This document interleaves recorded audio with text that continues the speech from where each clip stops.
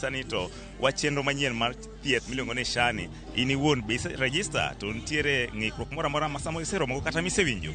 An iluonga ni Morris Ogutu Keno. An a member mar NIF mane wantiere to moro ba winjo no chako kel miluongo ni SHA. To Shani ok wang'eye nikech pok onyiswa go nikech kana an member mar NIF to nang'eyo ni kopo ji lokore ji dhi koni to gikawo mana data from the NIF.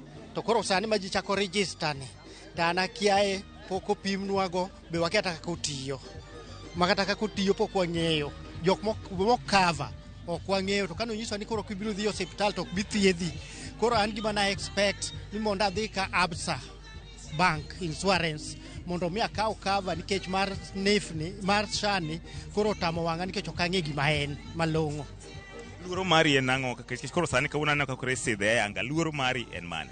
Luoro mara en ni anyalo chiwo pesa to akia pesa ne dhi kanye nikech akia no thiedho ji adi nikech ok onyisa ni to kidonje o cover ji adi as the family to koso cover individual.